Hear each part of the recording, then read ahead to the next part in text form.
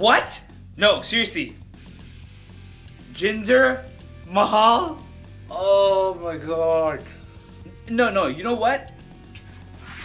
I beat Brock Lesnar for this in 2003, alright? I beat Brock Lesnar.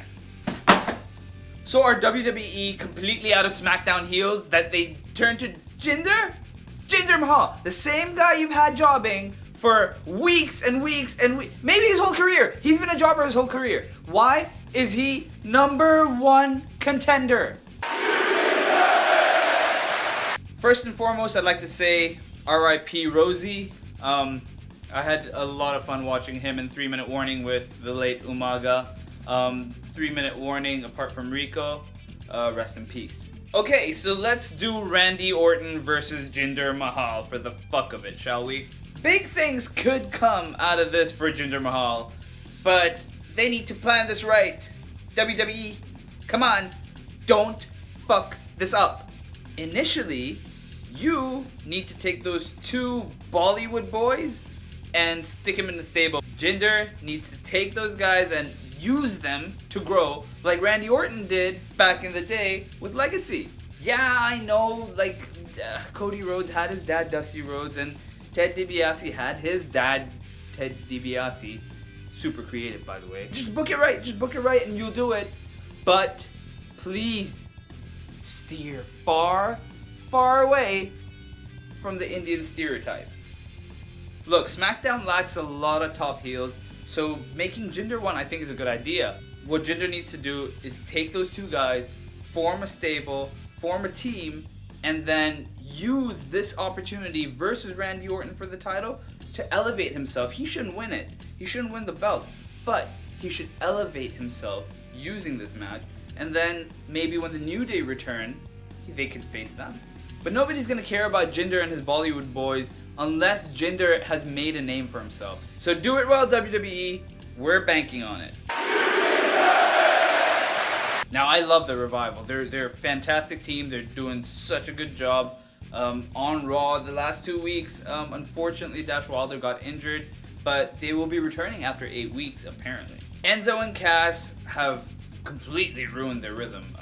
I have no interest in them as of late, actually. They connect with the crowd in a way that few teams today do, and they need to capitalize on that and make the most of it, because everyone knows the second you have the audience participating in your entrance or in any part of your match or any part of your gimmick rather, you know that you've struck gold. Enzo and Cass have kind of become stale. No one really cares about them, so get them off TV for a little bit. So I think whenever Dash and Dawson are ready to come back, Enzo and Cass need to either debut the week before that or on the same week and have the Revival come out and watch the place go absolutely bonkers. And they're gonna put on some fucking classic matches, I promise. Both teams can feud all the way up to SummerSlam, have a gimmick match at SummerSlam, and finish it there. Just have like high spots, false finishes, and make that match all that they can, because both teams have the capability of doing it. But they need to make sure that they execute it the right way, just so that the Revival look good at the end of it, and Enzo and Cass look good at the end of it, regardless of who wins. And if the Hardy Boys are still champions, then have the Revival go versus the Hardy Boys and beat them for the titles. And eventually Enzo and Cass need to turn heel. I mean, just look at Enzo. He looks like a heel. He was born a heel. I don't think it's gonna come to anyone's surprise, but this week's By God moment is the destruction of the ring. Now, personally, it had a little bit of a special place in my heart, only because they hadn't done the Brock Lesnar Big Show breaking of the ring on SmackDown anywhere till Mark Henry and Big Show did it. So when they did it, it kind of lost a little bit of that magical feel. And now that they did it again, it wasn't as spectacular as it would have been, but it got me a little excited. And because it got me excited, I'm thinking, alright, you know what? Even though I've seen it before and it's not as special as it was the first time, I can live with it, because it made me go like, okay, wow, like, you know, that looked tough. What I really liked about it was that Braun Strowman, at the end of it all, he was the only man who ever stood up after the ring collapsed.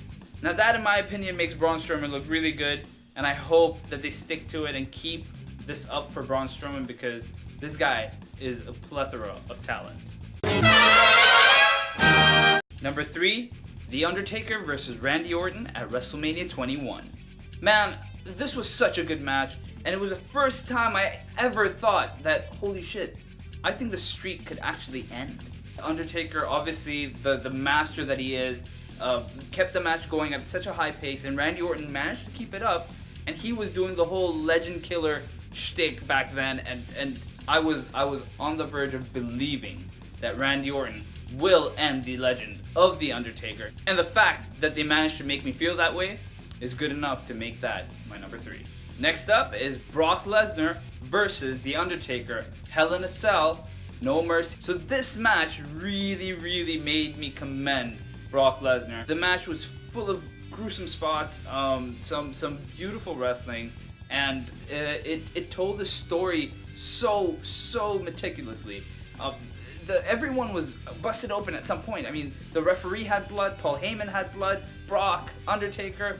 I'm sure the announcers were covered in blood at some point. The match was very well executed, and that match really had me at the edge of my seat, and no doubt that is number 2. And number 1, to nobody's surprise, The Undertaker versus Shawn Michaels, WrestleMania 25. Do I even need to explain this one?